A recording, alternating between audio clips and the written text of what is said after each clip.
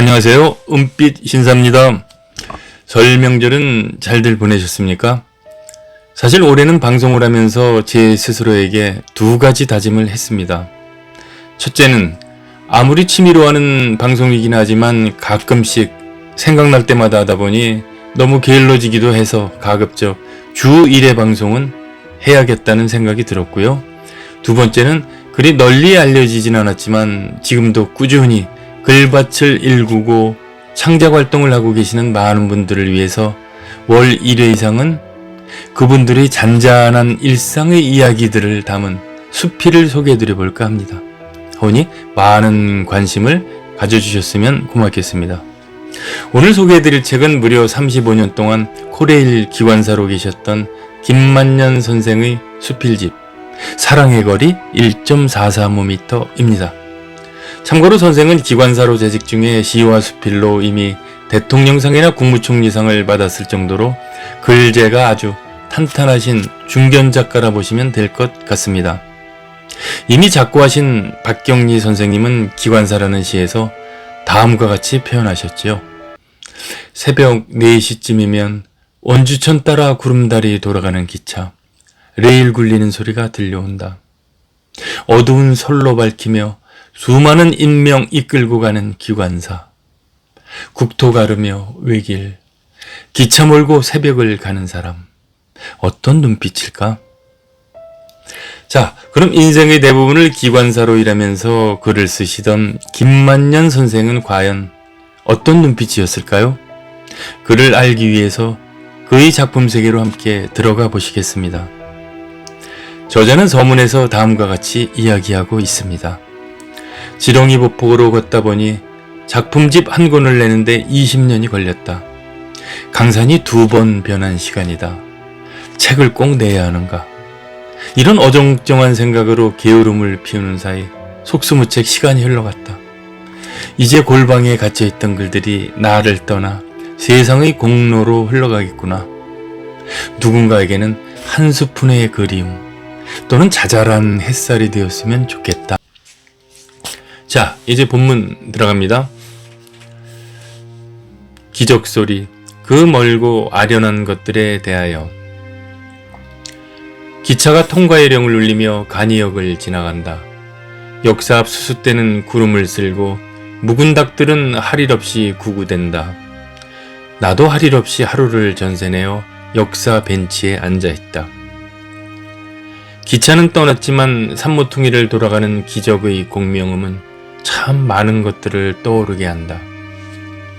어쩌면 저 기차는 지금 100년째 가을을 지나가고 있는 중인지도 모른다. 가장 오래 달려온 민족의 마라토너가 아닐까도 싶다.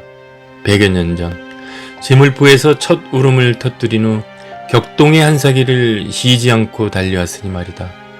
기차는 한때 우리 삶의 일부분이었다. 모두가 철길 따라 흘러왔고 철길 따라 흘러갔다. 기적소리에 희로애락을 싣고 고단한 삶의 등고선을 넘어왔다.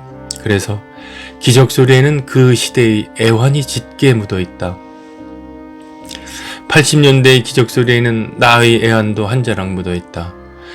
나 역시 배움의 부푼 꿈을 안고 상경열차를 탔다.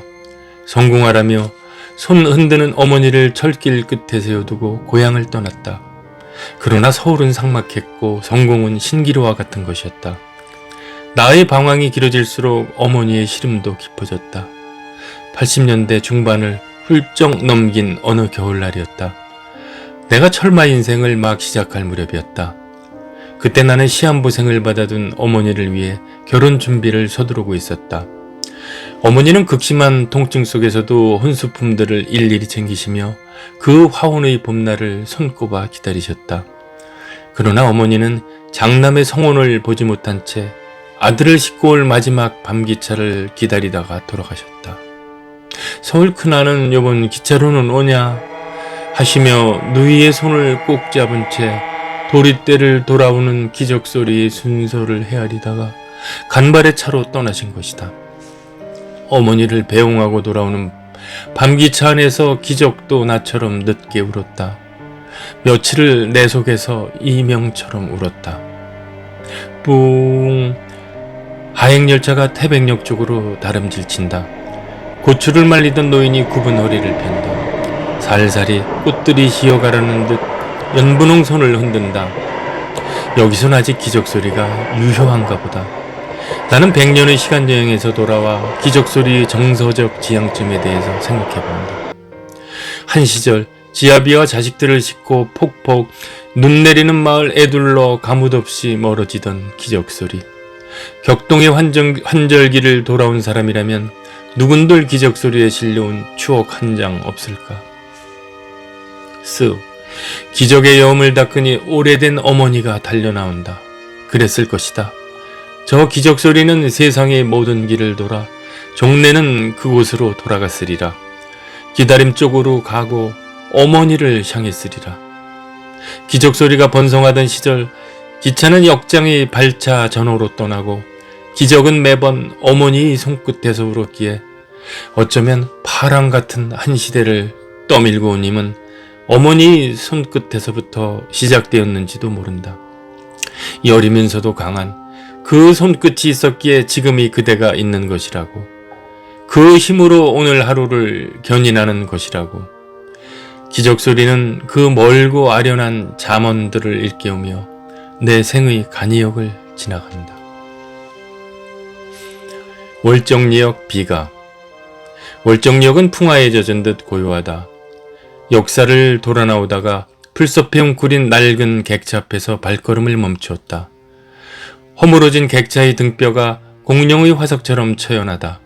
신생의 사막을 쿵쿵 건너오다가 용기하던 불덩이에 그만 풀썩 주저앉은 비명일까. 천영의 죄를 안고 불모의 땅에 유배된 죄인의 모습이 저러할까. 머리는 달아나고 옆구리엔 총알 자국이 선명하다. 제 흉물스러운 몰골을 감추려는 듯 객차는 초록의 그늘을 한 뼘씩 넓혀가고 있다. 한때 나는 경원선 열차를 몰고 신탄역을 오간 적이 있다. 더는 갈 수 없어 철만은 달리고 싶다란 팻말 앞에서 매번 기술을 나무로 돌리곤 했다.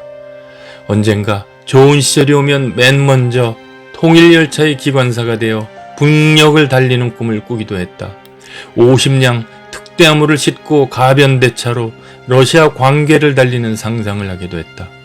카레이스키란 비운의 이름을 달고 시베리아 유영지를 떠돌던 옛 선인들의 숨결도 느껴보고 싶었다. 해산역 어디쯤에 여장을 풀고 백두산 상상봉 단숨에 올라 반도의 푸른 등줄기 시큰시큰 굽어보고도 싶었다. 상상이 현실 속에서 복원되기를 고대하고 기도했다. 20몇 살, 새파란 날이 흘러가고 어느새 귀민머리 시끗한 반백의 기관사가 되었건만 좋은 시절은 여전히 미래의 진행형이다. 물컹한 만남은 언제나 희망 속에서만 존재하는 것일까? 막혔던 눈물길은 아직 열리지 않았고 통일은 여전히 공허한 수사로만 덧칠되고 있다. 불통의 세월이 수수방관하는 사이 복사꽃 불던 뺨, 기다림도 이산의 한도 꽃잎처럼 시들어갔다. 만남은 언제나 이벤트처럼 왔다 가고 차창을 스치는 저 망연한 눈빛들. 이제 사람들은 불망의 이름들을 속속 지으며 긴 망각의 강을 건너고 있다. 삶은 겪는 자의 몫이라고 했지만 겪어보지 않아도 나는 이미 서 있다. 서러운 노래로 서 있다. 언제 연두빛 고운 봄은 오는지 닐리리야 닐리리 어깨 걸고 춤추는 그 환한 봄날은 차마 오고는 있는 것인지. 달빛 기울기 전에 첫 모금의 물을 길어 아버지를 치료했다는 월정리. 달빛 기울어도 그리운 이는 오지 않아 녹슨 철만은 버려진 미아처럼 갈 길을 잃고 있다.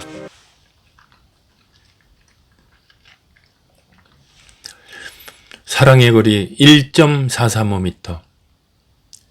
철길은 차가운 대지에 붙박인 채 육중한 기관차를 떠받치고 있다. 두 가닥 은빛 선을 잇대어 세상 어디든지 간다. 상처 같은 세월을 나란히 베고 누워 산을 넘고 강을 건넌다. 사람 사는 마을을 굽이굽이 돌아간다. 정거장마다 숱한 물상과 인정들을 집결시키고 분산시킨다. 한순간 용융점으로 끌어올랐던 기억 때문일까? 겉보기엔 딱딱한 쇠붙이지만 속은 따뜻하다. 그래서 철길을 두고 사람들은 일찌감치 혈맥이라고 불러왔다. 기관차가 한때 우리 민족의 여명기를 견인했던 심장이었다면 철길은 그 심장을 뛰게 한 핏줄이었다고 해도 무방하리라. 철길은 구분기를 지향한다. 기차가 강줄기를 따라 느리게 돌아갈 때면 철길도 굽은 허리춤을 들썩이며 장단을 맞춘다. 사람들은 난간에 기대어 달캉거리는 저름을 반주삼아 콧노래를 흥얼거리기도 한다. 산과 마을이 뻐끔 담배처럼 흘러가던 시절이었다. 아마 철길에 마음이 있다면 12굽이 강줄기를 따라 아라리 가락처럼 흘러가던 그때가 호시절이었다고 하지 않을까. 그러나 모든 길이 직선으로 퍼지면서 응얼거리던 콧노래도 차창을 스치는 고즈넉한 풍경도 사라졌다. 저 철길도 머지않아 굽은 허리를 펴고 직선의 시간이 될 것이다. 기차가 휘몰이 장단으로 질주할 때 심장은 두근거리고 기억은 어질하다. 누군가 속도는 망각에 비례한다고 했다. 속도가 욕망으로 등치되는 고든 길이라면 굽은 길은 욕망의 뒤쪽에 있고 과거로 가는 길목에 있다. 과거는 종종 그리움으로 환원된다. 욕망과 그리움이란 중량을 저울에 달았을 때 그리움 쪽으로 기우는 것도 굽은 길 위에서다. 그래서일까? 철길에는 회기성 짙은 촉매들이 묻어있다. 나란히 이어진 침목들이 먼 과거로 가는 기억의 사다리 같은 착시현상을 불러일으킨다. 가물가물 소실점으로 사라지는 철길을 바라보노라면 철길 끝에서 깨꽃 같은 이야기들이 피어오른다. 산딸나무 같은 소녀들이 지나가고 능금 같은 웃음들이 흘러간다. 후, 우동 국물을 불어먹는 소리, 플랫폼을 뛰는 발자국 소리, 왁자한 이병군가 소리가 들린다. 철뚝 너머로 뭉게구름과 염소의 말뚝과 아버지의 지게가 흘러간다. 늙은 오동나무가 서 있고 저녁 연기 피어오르던 오래된 마을이 보인다. 손은 들며 미지의 세계로 출항하던 옛 소년의 불안한 발걸음도 보인다. 한때 내 삶의 발원지이자 그리움의 기항지이기도 했던 그 먼 고향집이 보이는 것이다. 이제는 그리움으로만 갈 수 있는 기억의 처소이다. 오래전에 집을 잃어버렸기 때문이다. 아직 내 주머니에 그리움이란 잔고가 남았다면 탈탈 털어 오늘은 그 먼 곳으로 가는 기차표를 끊고 싶다. 철길은 사람과의 관계를 생각하게 한다. 우리는 일생을 관계 속에서 살아간다. 관계가 소원해져 속상해하고 관계가 좋아져서 안도한다. 관계 때문에 울고 웃는다. 이 심리적 관계를 물리적 거리로 환산하면 얼마쯤이 적당할까? 철길의 궤가는 1.435m이다. 손 뻗으면 닿을 거리다. 어느 한쪽이 멀어지거나 가까워져도 기차는 탈선한다. 철길은 넘치거나 모자람이 없다. 정교한 맞물림으로 평형을 잡고 평행을 유지한다. 켄트로 원심을 잡으며 험한 곡선을 함께 돌아간다. 철길의 불변성 때문이다. 이 약속된 거리가 있기에 기차는 긴 밤을 달려 승객들을 목적지까지 무사히 도착시킨다. 사람과의 관계도 그렇다. 늘 넘치거나 모자람이 문제다. 너무 가까우면 상처를 입게 되고 너무 멀면 관계가 소원해진다. 손 닿을 만큼의 거리를 두고 먼 길을 동행하는 철길처럼 사람과의 관계도 1.435m. 아쉬울 만큼의 여백의 거리가 필요하지 않을까. 오래가는 사람들이라면. 상사와는 피고지고 봄이 오려는지 소백산을 타고 내려오던 삭풍도 집 앞 측백나무에 걸려 습한 숨을 고른다. 소슬바람에 대청마루에 걸린 조등 하나 화점처럼 깜빡이던 밤이다. 달캉달캉 조등이 바람에 흔들릴 때마다 육남매의 흐느낌만이 간간히 이어지던 그 밤에 어머니는 신셋의 생을 접으신 채 화사한 목단 병풍 뒤에 누워서 아내를 맞았다. 살아생전에 잡초처럼 모질게 산 삶인데 죽어서는 목단향 그윽한 세상으로 가셨을까? 흰 나비 한 마리가 화폭석을 날아오른다. 결혼식장만은 영주소 제일 큰 걸로 잡거라. 올 많은 손들은 다 기별하거라. 시한부생이 문득 서럽기도 하련만 어머니는 삶의 마지막 불꽃이 사라지는 순간까지도 이승의 일에 극성이셨다. 날 밝으면 먼 길 떠나야 할 기약 없던 삶이었지만 통증이 멎으면 순수 머리 곱게 감아 빗으시고는 아들 딸 불러다가 받을 돈 갚을 돈 일일이 불러주시고 혼수품을 챙기시며 한 뼘 남은 생의 그물망마저 촘촘히 짜셨다. 연분홍 저고리 쓰다듬으시며 며느리 손에 밥 한 끼 얻어먹을 날 있을라. 나지키 속삭이던 것이 당신 살아생전의 유일한 욕망의 흔적이었지만 끝내 어머니는 그 화원의 봄에 고운 욕망 하나 풀어보지 못한 채 바쁘게 세상 등지셨다. 마치 일상에 찌든 전대를 풀어놓고 내 얼른 저 세상 한 바퀴 돌아서 오마 하시는 듯. 야들아, 얼른 물 한 그릇 떠오고 상 차리거라. 증조부님이 호령해 아내와 나는 정갈한 물 한 그릇을 앞에 두고 마주섰다. 시어머니 되실 분의 부음 소식을 듣고 단순히 문상온 아내에게 날 잡은 이상은 안동 김씨 사람이라며 상복을 입히는 고모님의 손놀림이 심상치가 않더니만 기어니 어머니의 혼백 앞에서 이승의 혼례가 치러졌다. 아직도 육아의 풍습이 실생활에 엄격히 적용되던 때이기에 사주를 보내고 태기를 받은 이상은 마땅히 맏며느리 자격으로 위패를 받들고 시어머니의 마지막 길을 배웅해야 하는 것이 그때까지 상례였던 모양이다. 청홍초에 불을 밝히고 몇 번의 맞절과 합헌주가 오가는 것으로 혼례식은 끝이 났다. 하얀 드레스 대신에 무명삼배를 입고 어머니의 혼백 앞에서 사흘 밤낮으로 향을 피우고 절을 올리는 것이 어머니와 아내의 이승에서의 짧았던 인연이었다. 주인 잃은 슬픔을 아는지 달빛만이 술렁술렁 소슬대문을 넘고 있었다. 어머니는 일찌감치 천개에 드셨는지 손꼽아 기다리던 며느리를 지척에 두고도 말이 없다. 간간히 들려오는 독경 소리만이 산자와 죽은 자의 연결 통로인 양 아릿하게 들려올 뿐이다. 에고, 타고난 팔자지. 며느리 술 한잔 받고 부디 좋은 세상 가시게. 고모님의 탄식 속에 어머니의 금목걸이가 아내의 목에 연줄처럼 걸리던 날, 그렇게 한 생에는 피고 졌다. 삶은 풀잎과 같다고 했는데 그렇게 급히 가실 생을 깜빡 잊은 듯 다가올 봄날을 부지런히 준비하시다가 그만 발끝에 곱게 핀 꽃을 보지 못한 채 지고 말았다. 한 생을 등지고서야 피던 상사화처럼 그렇게 어머니가 먼 길로 돌아앉던 날 아내가 들어왔다. 어머니가 그랬던 것처럼 날마다 빠듯한 일상들을 쓸고 닦으며 곱던 손금에 또 어머니의 세월을 물들이며 살아간다. 입진 자리에는 그리움만 남는지 해마다 아내는 음력 2월 열이틀의 숫자에 동그라미를 그리고 어머니의 기일과 결혼기념일을 깨알처럼 나란히 적는다. 삼채를 볶고 화전을 붙이며 고부간에 동락하지 못했던 아쉬운 정을 정성스레 담아 제사상에 올린다. 산정이 없는데 죽은 정이 있을까마는 그래도 짧았던 봄날의 인연이 아내에게는 사뭇 애틋했던 모양이다. 아버지 눈가에도 모처럼 생기가 돈다. 화단에 묻어든 파마를 토질하고 두동미소 홍동백스를 주문하며 제사상을 지휘하신다.